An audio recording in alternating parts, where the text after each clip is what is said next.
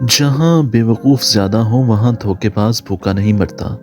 پہلے motivational speaker اس معاشرے کو شارٹ کٹ کا ذریعہ سکھانے پر تلے ہوئے تھے اور ایک چاول سے دیگ بنانے کے خواب دکھاتے تھے۔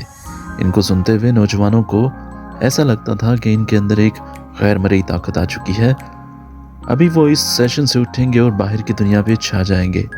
2 ہفتوں میں وہ کسی کمپنی کے CEO بن جائیں گے۔ لیکن سیشن سے اٹھنے کی دیر ہوتی تھی، باہر نکل کر جب حقیقت کا سامنا کرنا پڑتا تو وہ سارا جوش و جذبہ جھاگ کی طرح بیٹھ جاتا، جبکہ چاول سے دیگ بنانے کی ترکیب بتانے والا 1,00,000-1,50,000 لے کر اگلے سیشن کے لیے نکل کھڑا ہوتا۔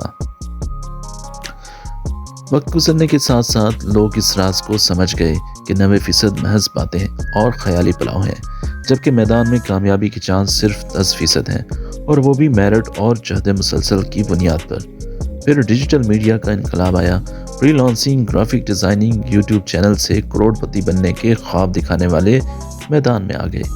آزاد چائے والا، اشرف چودھری اور ان جیسے سینکڑوں شارٹ کٹ کا لالچ دے کر اپنے سبسکرائبر لاکھوں میں لے گئے اور سیکھنے والے محض خواب ہی دیکھتے رہ گئے۔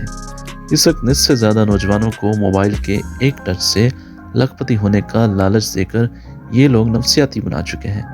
خواب دکھانا برا نہیں، لیکن حقیقت کو نظر انداز کرنا برا ہے۔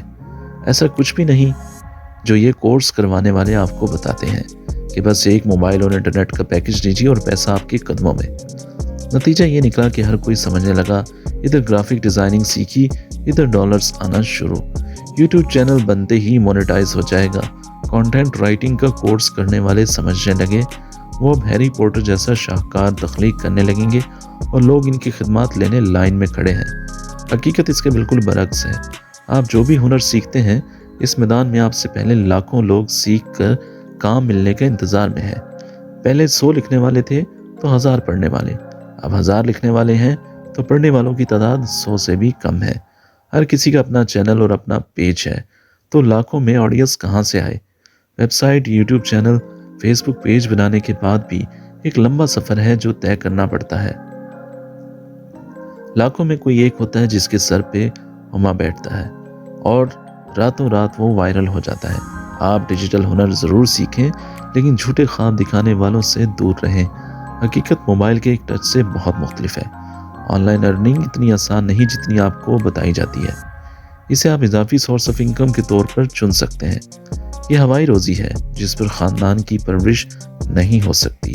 کوئی ایسا ہنر سیکھیے جو واقعی آپ کی شناخت بنے، مشکل وقت میں آپ کے کام آئے، جس کی سند آپ کے پاس ہو۔ یقین جانیے قسمت اتنی بھی مہربان نہیں کہ موبائل کے ایک ٹچ سے بدل جائے۔ قسمت بنانی پڑتی ہے۔